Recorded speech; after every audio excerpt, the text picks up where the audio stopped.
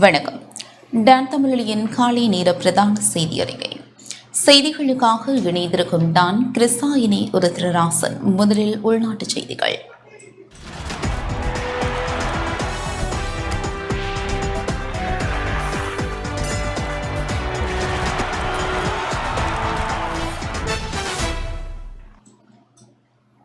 பொறுப்புக்கூறல் உண்மை நீதியை ஆதரிப்பதாக பிரித்தானியா தெரிவித்துள்ளது. அனைவருக்கும் நீதி உண்மை பொறுப்பு குரலை பிரிட்டன் ஆதரிக்கின்றது என பிரித்தானியாவின் வெளிவிவகார அமைச்சர் டேவிட் ஹமரும் தெரிவித்துள்ளார். பிரித்தானிய தமிழர்களுக்காக கென்சவேட்டிங் கட்சியின் அர்ப்பணிப்பு மிகவும் உறுதியானது, தளர்ச்சியற்றது என அவர் மேலும் தெரிவித்தார். பிரிட்டனுக்கு தமிழ் சமூகத்தின் விலை மதிப்பற்ற பங்களிப்பை பாராட்டியுள்ள அவர் அனைவருக்கும் உண்மை நீதி மற்றும் பொறுப்பு குரலை ஆதரிப்பதாகவும் குறிப்பிட்டுள்ளார். ஐக்கிய ராஜ்யத்தின் பொது தேர்தலுக்கு முன்னதாக வெளியிடப்பட்ட காணொலியில் அவர் இதனை தெரிவித்தார்.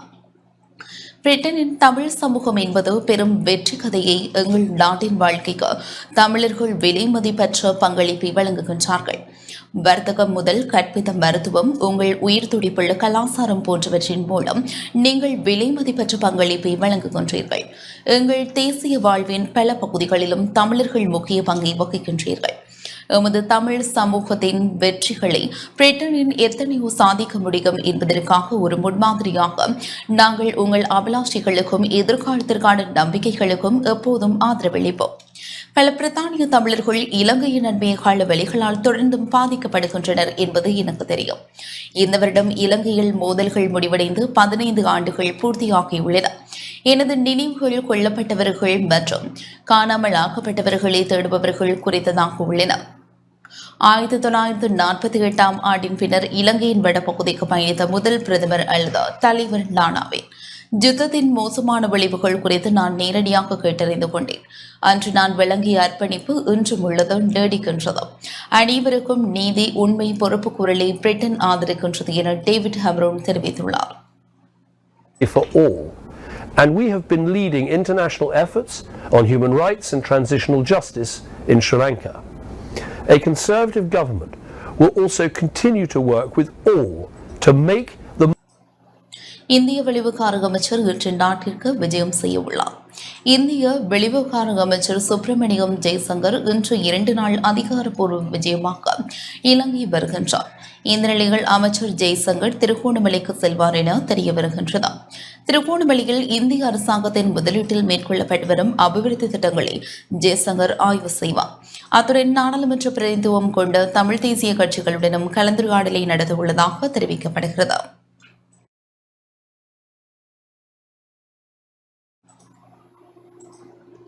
நாட்டின் அனைத்து பகுதிகளும் எதிர்காலத்தில் மிகப்பெரிய நிலநடுக்கம் ஏற்படுவதற்கான வாய்ப்பை கொண்டுள்ளதாக தெரிவிக்கப்படுகின்றது. இலங்கையின் அனைத்து பகுதிகளும் எதிர்காலத்தில் மிகப்பெரிய நிலநடுக்கம் ஏற்படுவதற்கான வாய்ப்பை கொண்டுள்ளன என யாழ் பல்கலைக்கழக புவியியல் துறை சிரேஷ்ட விரிவுரையாளர் கலாநிதி நாவண்ணா பிரதீப் ராஜா தெரிவித்துள்ளார். தனது சமூக வலைதளத்தில் இட்டுள்ள பதிவிலேயே இவ்வாறு தெரிவித்தார். அண்மைய காலத்தில் இலங்கையின் கடற்பிராந்தியங்களிலும் நிலப்பகுதிகளிலும் சிறிய அளவிலான நிலநடுக்கங்கள் அதிக அளவில் ஏற்பட்டு வருகின்றன.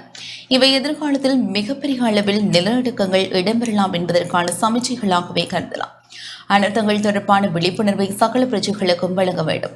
குறிப்பாக வெள்ளப்பெருக்கு, வறட்சி, புயல், சூறாவளி, நிலச்சரிவு, புவிநடுக்கம் தொடர்பான இயற்கை அனர்த்தங்கள் பற்றியும் வீதி விபத்துகள் மற்றும் தீ விபத்துகள் பற்றியும் இலங்கையின் அனைத்து மக்களுக்கும் விழிப்புணர்வை ஏற்படுத்துவதன் மூலம் இவற்றால் ஏற்படும் உயிர் மற்றும் உடைமை இழப்புகளை தவிர்க்க முடியும் என பதிவிட்டுள்ளார். வவுனியாவில் பதிவான நிலநடுக்கத்திற்கு வவுனியாவில் நடக்கும் கள்ளக்கல்வு, குழாய் கிணறு தோண்டுதல் போன்ற செயற்பாடுகளுக்கும் தொடர்பு படுத்தி வெளியிடப்படும் தகவல்கள் அவர் மறுத்துள்ளார். அதுடன் இவ்வாறான செயல்பாடுகள் வேறு பல பிரச்சினைகளை தோற்றுவிக்கும் எனவும் அவர் குறிப்பிட்டார்.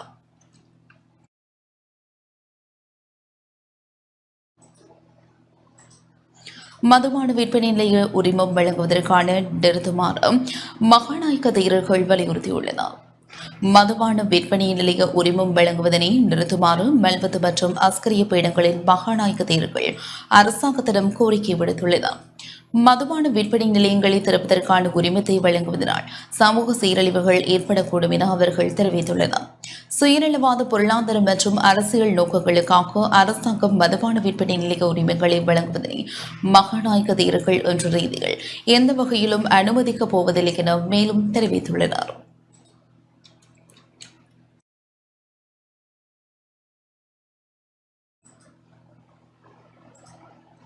முன்னாள் அமைச்சர் கெஹலிய ரம்புக்வெலவுக்கு எதிராக வாகன முறைகேடு தொடர்பில் விசாரணை ஆரம்பிக்கப்பட்டுள்ளது. முன்னாள் சுகாதார அமைச்சர் கெஹலிய ரம்புக்வெலவுக்கு எதிராக வாகன முறைகேடு தொடர்பில் முன்வைக்கப்பட்டுள்ள முறைப்பாடு குறித்து ஊழலுக்கு எதிரான ஆணைக்குழு விசாரணைகளை ஆரம்பித்துள்ளது. சுகாதார அமைச்சராக பதவி வகித்த காலப்பகுதியில் பயன்படுத்திய 2 உத்தியோகபூர்வ வாகனங்களை மீள கையளிக்காமை தொடர்பில் சிவில் பிரதிநிதி ஒருவர் ஊழலுக்கு எதிரான ஆணைக்குழுவில் முறைப்பாடு செய்திருந்தமைக்கு அமையவே விசாரணை ஆரம்பிக்கப்பட்டுள்ளது.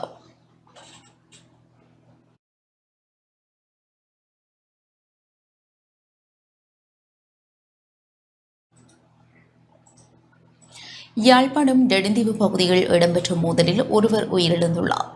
யாழ்ப்பாணம் நெடுந்தீவு பகுதியில் இன்று அதிகாலை 2 குழுக்களுக்கிடையே ஏற்பட்ட வாய் தர்க்கம் மோதலாக மாறியதில் ஒருவர் உயிரிழந்துள்ளார். சம்பவத்தில் அன்றின் ஜீவராஜ் அமல்ராஜ் என்ற 23 வயது இளைஞர் உயிரிழந்த நிலையில் சடலம் நெடுந்தீவு வைத்தியசாலையில் ஒப்படைக்கப்பட்டுள்ளது. சம்பவம் தொடர்பில் நெடுந்தீவு போலீசார் விசாரணைகளை முன்னெடுத்துள்ளனர்.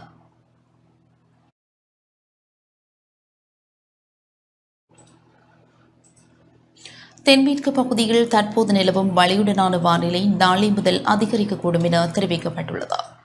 இலங்கையின் தென்மேற்கு பகுதிகளில் தற்போது நிலவும் மழையுடனான வானிலை நாளை முதல் அதிகரிக்கக்கூடும் என வளிமண்டலவியல் திணைக்களம் விடுத்துள்ள அறிக்கையில் தெரிவிக்கப்பட்டுள்ளது. ஜப்ரகமுவா மேல் மாகாணங்களின் சில இடங்களிலும் காலி மற்றும் மாத்திரை மாவட்டங்களின் சில இடங்களிலும் இன்று 75 மில்லிமீட்டரிலும் கூடிய ஓரளவு பலத்த மழை பெய்யக்கூடும். கிழக்கு மற்றும் ஊவா மாகாணங்களின் சில இடங்களில் இன்று மாலை அல்லது இரவு வேளைகளில் மழை அல்லது இடியுடன் கூடிய மழை பெய்யக்கூடும். மத்திய மலைநாட்டின் மேற்கு சரிவு பகுதிகளிலும் வடக்கு வடமத்திய வடமேல் மாகாணங்களிலும் திருகோணமலை ஹம்பாந்தோட்டை மற்றும் வடநாகலி மாவட்டங்களிலும் இடைக்கிடையே 40 முதல் 50 கிலோமீட்டர் வரையான வேகத்தில் பலத்த காற்று வீசக்கூடிய சாத்தியம் நிலவுவதாக வளிமண்டலவியல் திணைக்களம் விடுத்துள்ள அறிக்கையில் குறிப்பிடப்பட்டுள்ளது.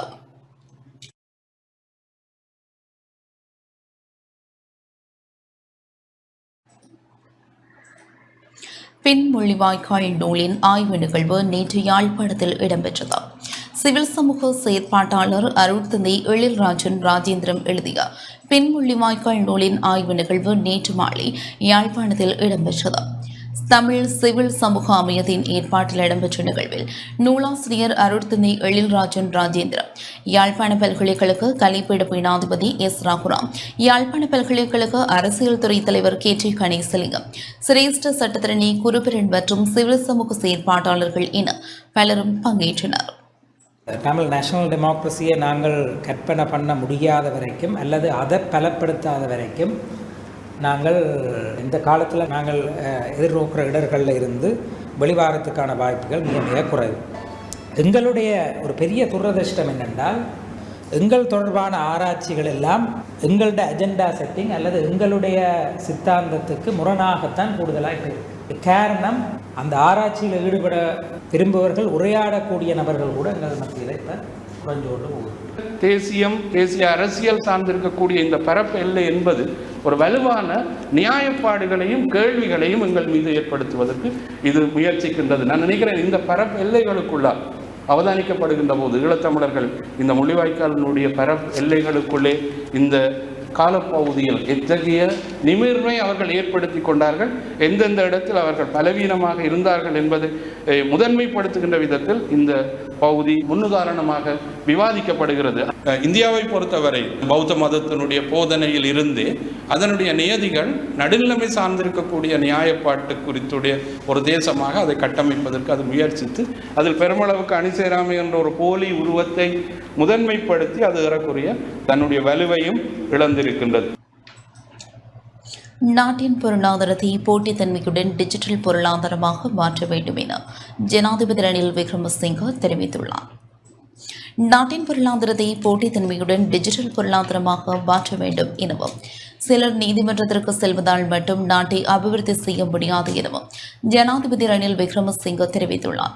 இலங்கையில் முதல் முறையாக ஒழுங்கு செய்யப்பட்டுள்ள சர்வதேச கைத்தொழில் கண்காட்சியை நேற்று திறந்து வைத்து உரையாற்றும் போதே இவ்வாறு குறிப்பிட்டார். கடந்த காலத்தில் எமது நாடு வங்குரோத்தடைந்த நாடாக மாறியிருந்தது. ஆனால் அடுத்த சில வாரங்களில் வங்குரோத்தடைந்த நாடு என்ற அவப்பெயரிலிருந்து முற்றிலும் விடுபடுவோம். இது தொடர்பான ஒப்பந்தமும் அடுத்த சில வாரங்களில் எட்டப்பட உள்ளது. இதன் மூலம் தனியார் கடனாளிகளுடன் பேச்சுவார்த்தை நடத்துவது எளிதாகிறது. எனவே இந்த பணியை 2 ஆண்டுகளில் மேற்கொள்வோம். ஆனால் இதில் மட்டும் திருப்தி அடைய முடியாது. இந்த கடனை எவ்வாறு திருப்பிச் செலுத்துவது என்பதில் கவனம் செலுத்த வேண்டும். பல வருடங்களுக்கு முன்னர் பெற்ற கடனை மீளச் செலுத்த வேண்டியுள்ளது. அதற்கு 2042 ஆண்டு கால வரை கால அவகாசம் கிடைக்கும் என்று நம்புகின்றேன். இறக்குமதி பொருளாதாரம் காணப்படுவதால் இறக்குமதிக்கு நிதி வழங்க வேண்டும். அதற்கான அந்நிய செலாவணி நம்மிடமில்லை. அதனால் மீண்டும் கடன் வாங்க வேண்டும். இந்த முறை அமல்படுத்தப்பட்டால் இன்னும் 15 முதல் 20 ஆண்டுகளில் மீண்டும் பொருளாதார நெருக்கடியை சந்திக்க வேண்டியிருக்கும். எனவே ஏற்றுமதி பொருளாதாரமாக மாற்றும் நோக்கில் செயல்பட்டு வருகின்றோம். ஏற்றுமதி பொருளாதாரத்திற்கு மாறுவதில் உற்பத்தி பொருளாதாரம் முக்கிய இடத்தை பெற்றுள்ளது. உருவாக்கப்படும் பொருளாதாரம் போட்டித்தன்மையுடன் டிஜிட்டல் பொருளாதாரமாகவும் இருக்க வேண்டும். 0 கார்பன் உமிழ்வு என்ற இலக்கை நோக்கி நகர்வதில் பசுமை பொருளாதாரமாக மாற்ற வேண்டும். இந்த கட்டமைப்புக்குள் நாம் செயல்பட வேண்டும். முதல் பணியாக அந்த திட்டங்களின்படி தற்போதுள்ள தொழில்களை முன்னெடுத்து செல்ல வேண்டும்.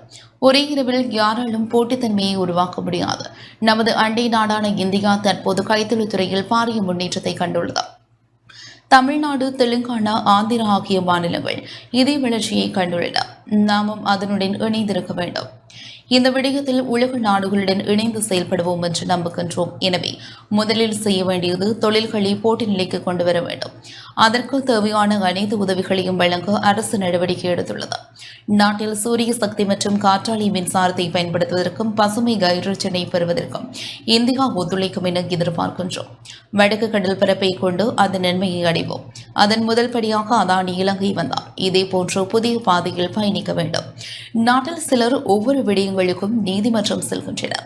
அதனால் சட்டத்திறனிகள் மட்டுமே பயன்பெறுவார்கள். நீதிமன்றத்திற்கு செல்வதால் மட்டும் நாட்டை அபிவிருத்தி செய்ய முடியாது.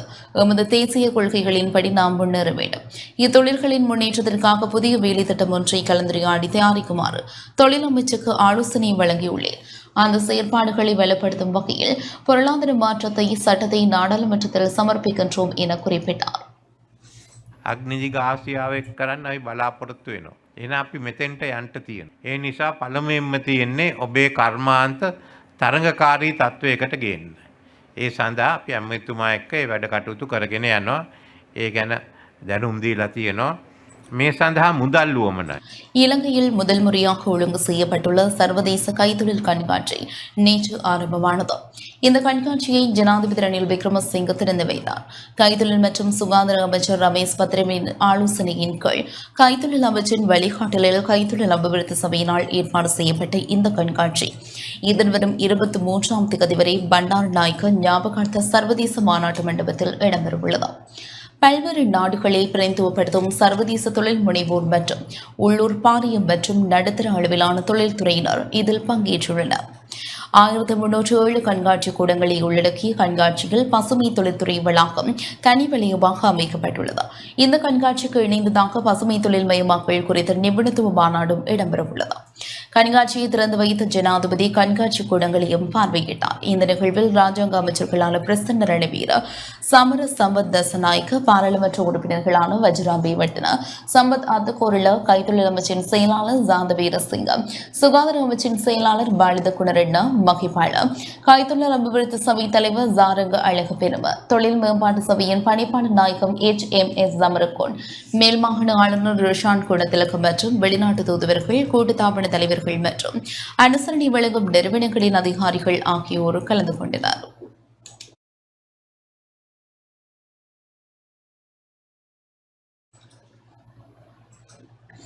சமயத்திற்கோ துறவு வாழ்வுக்கோ உளப்பூர்வமாக சேவை செய்வதற்கு பெண்கள் முன்வரவில்லை என சாதனை தமிழின் ஆறு திருமுருகன் தெரிவித்துள்ளார். சமயத்திற்கோ துறவு வாழ்வுக்கோ உளப்பூர்வமாக சேவை செய்வதற்கு பெண்கள் முன்வரவில்லை என்பது மிகப்பெரிய இடைவெளியாக உள்ளதாக சாதனை தமிழின் ஆறு திருமுருகன் ஆதங்கம் வெளியிட்டுள்ளார். அன்னை சிவத்தமிழ் செல்வி கலாநிதி தங்கம்மா அப்பாக்குட்டியின் 16வது குரு பூஜை நேற்று யாழ்ப்பாணம் தெல்லிப்பள்ளி துர்காதேவி தேவஸ்தானத்தில் இடம்பெற்ற வேளை இவ்வாறு குறிப்பிட்டார். ஆறு திருமுருகன் தலைமையில் இடம்பெற்ற நிகழ்வில் பலர் பங்கேற்றனர். பாடசாலைகள் தோறும் பெண்கள் தான் நிறைய பேர் ஆசிரியர்களாக இருக்கிறார்கள். தடக்கி விழுந்தாலும் இன்றைக்கு ஒரு ஆசிரியருக்கு பக்கத்திலே விழ வேண்டும், அதுவும் பெண் ஆசிரியர். மிகப்பெரிய கல்லூரிகள் எல்லாம் ஆண் ஆசிரியர்கள் குறைந்து பெண் ஆசிரியர்களால் நிரம்பி வழிகிறது. ஆனால் ஒரு தங்கம்மாவை தேட முடியவில்லை என்கின்ற அளவுக்கு சமய வாழ்வுக்கோ துறவு வாழ்வுக்கோ உளப்பூர்வமான சேவை செய்வதற்கோ இன்றைக்கு யாரும் மத்தியிலே முன்வருவதாக இல்லை. ஒரு சிறிய பணிக்கு யாரையாவது கூப்பிடுவதென்றாலும் 1000 சாட்டுக்களை சொல்லிக் கொள்ளுகிறார்கள். சரியான கஷ்டம். எதிர்கால சந்ததியினருக்காக சிறந்த நாடு உருவாக்கப்படும் என ஜனாதிபதி ரணில் விக்ரமசிங்கே தெரிவித்துள்ளார். எதிர்கால சந்ததியினருக்காக சிறந்த நாடு உருவாக்கப்படும் எனவும் அதற்கான திட்டங்கள் செயற்படுத்தப்படுவதாகவும் ஜனாதிபதி ரணில் விக்ரமசிங்கே தெரிவித்துள்ளார். நேற்று ஜனாதிபதி புலமை பரிசில் வழங்கும் நிகழ்வு அலரி மாளிகையில் இடம்பெற்ற வேளை இவ்வாறு குறிப்பிட்டார். கடந்த 3 வருடங்கள் நம் அனைவருக்கும் கடினமான காலமாக அமைந்தது. நாங்கள் அனைவரும் அவமதிக்கப்பட்டோம். உணவு இருக்கவில்லை. மாணவர்களுக்கு பாடசாலைக்கு செல்வதற்கு போக்குவரத்து வசதி இருக்கவில்லை. இப்போது அந்த நிலைமை இல்லை. ஜனாதிபதி என்ற வகையில் இந்த நாட்டின் பிள்ளைகள் துன்பப்படுவதற்கு இடமளிக்காதிருக்க தீர்மானித்தேன். அதற்கு மேல் நாட்டை பொருளாதார ரீதியாக மீட்பதற்கு தேவையான திட்டம் நடைமுறைப்படுத்தப்பட்டது. நாட்டை வங்குரோத்து நிலைமையிலிருந்து விடுவிக்க தேவையான திட்டத்தை செயல்படுத்தியுள்ளோம். அதன் மூலம் அடுத்த 5 முதல் 10 ஆண்டுகளில் பிள்ளைகளுக்கான சிறந்த நாட்டை உருவாக்குவதே எங்கள் நோக்கமாகும். கடந்த பொருளாதார நெருக்கடியால் பலர் தங்கள் வருமான வழிகளை இழந்துள்ளனர். இதனால் அஸ்விசும திட்டத்தின் மூலம் 24 லட்சம் குடும்பங்களுக்கு நிவாரணம் வழங்க ஏற்பாடு செய்துள்ளோம். மக்கள் வாழும் காணியில் சட்டப்பூர்வ உரிமை மக்களுக்கு வழங்க உரிமைய வேலை திட்டம் நடைமுறைப்படுத்தப்பட்டது. நகர்ப்புற அடுக்குமாடி குடியிருப்புகளில் வசித்த மக்களுக்கு அந்த வீட்டின் உரிமை இருக்கவில்லை. எனவே அரசு காணியில் வசித்த அரசுக்கு சொந்தமான நிலையத்தில் விவசாயம் செய்த அரசு அடுக்குமாடி குடியிருப்புகளில் வசித்த அனைவருக்கும் அதற்கான உரிமை வழங்கப்படுகின்றது. நாட்டின் பிள்ளைகளின் கல்வியில் கவனம் செலுத்தி உங்கள் அனைவருக்கும் இந்த உதவித்தொகை வழங்கப்பட்டுள்ளது. மக்களுக்கு வருமானம் அளிக்கவும் உரிமைகளை வழங்கவும் பிள்ளைகளுக்கு கல்வி வழங்கவும் நடவடிக்கை எடுத்துள்ளோம் என குறிப்பிட்டார். ඒ අනුව තමයි අපි දැන් 2024 අවුරුද්ද වෙනකොට දැන් මේ රටේ මේ බංකොලොත් භාවය නැති කළා ඊට වඩා හොඳ රටක් ඔබට දෙන්න ඉන්නේ. අපි පුළුවන් විදියට උදව් කරන්න බලාපොරොත්තු. பாடசாலை மாணவர்களுக்கு ஜனாதிபதி புலமை பரிசில் வழங்கும் நிகழ்வு அலரி மாளிகையில் இடம்பெற்றது. இதில் ஜனாதிபதி ரணில் விக்ரமசிங்கே பங்கேற்றார். ஜனாதிபதியின் கருத்தட்டத்திற்கு அமைய நாடளாவிய ரீதிகள் 10,126 பாடசாலை உள்ளடக்கி தரம் 1 முதல் தரம் 11 வரை கல்வி கற்கும் மாணவர்களுக்கு இந்த புலமை பரிசில் திட்டம் நடைமுறைப்படுத்தப்பட உள்ளது. ஒவ்வொரு பாடசாலைகளிலும் கல்வி கற்கும் மாணவர்களின் எண்ணிக்கையின் அடிப்படையில் ஒவ்வொரு பாடசாலைக்கும் வழங்கப்படும் புலமை பரிசில் தொகை நிர்ணயிக்கப்பட்டுள்ளது. ஒரு பாடசாலைக்கு வழங்கப்படும் குறைந்தபட்ச புலமை பரிசில் 4 என்பதோடு அதிகபட்ச புலமை பரிசில் தொகை 22 ஆகும். கடந்த ஏப்ரல் மாதம் முதல் 12 மாதங்கள் வரை ஒரு மாணவருக்கு மாதம் 3000 ரூபாய் வீதம் 1 லட்சம் மாணவர்களுக்கு ஜனாதிபதி நிதியிலிருந்து கல்வி உதவித் தொகை வழங்கப்படுகின்றது. புலமை பரிசில்கள் வழங்கும் திட்டத்தை அடையாளப்படுத்தும் வகையில் இன்று 5108 மாணவர்களுக்கு புலமை பரிசில்கள் மற்றும் பரிசில்கள் வழங்கப்பட்டன. ஜனாதிபதி ரணில் விக்ரமசிங்கே சில மாணவர்களுக்கு புலமை பரிசில்களை வழங்கி வைத்தார். அதன் பின்னர் புலமை பரிசில் பெற்ற மாணவர்கள் இருக்கும் இடத்திற்கு சென்ற ஜனாதிபதி அவர்களின் விவரங்களை கேட்டறிந்தார். இந்த நிகழ்வில் பிரதமர் தினேஷ் குணவர்த்தன, போக்குவரத்து நெடுஞ்சாலைகள் மற்றும் வெகுஜன ஊடக அமைச்சர் பந்துல குணவர்த்தன, ராஜாங்க அமைச்சர் சுரேன் ராகவன், நாடாளுமன்ற உறுப்பினர்களான வஜ்ரா அபேவர்த்தன, மேஜர் பிரதீப உடுகுட, மேல் மாகாண ஆளுநர் ரோஷான் குணதிலக, தேசிய பாதுகாப்பு தொடர்பான ஜனாதிபதியின் சிரேஷ்ட ஆலோசகரும் ஜனாதிபதி பணிக்குழாம் பிரதானிமான தாக்கல ரட்நாயக்க, ஜனாதிபதியின் செயலாளர் ஜமன் ஏகநாயக்க, பிரதமரின் செயலாளர் அனுர திசாநாயக்க, நிதியமைச்சின் செயலாளர் மகிந்த சிறிவர்த்தனம், பொது நிர்வாக அமைச்சின் செயலாளர் பிரதீப் ஜசரண்ட, ஜனாதிபதி நிதிய செயலாளரும் ஜனாதிபதியின் சிரேஷ்ட மேலதிக செயலாளருமான WA சரத்குமார் உள்ளிட்ட பலர் பங்கேற்றனர்.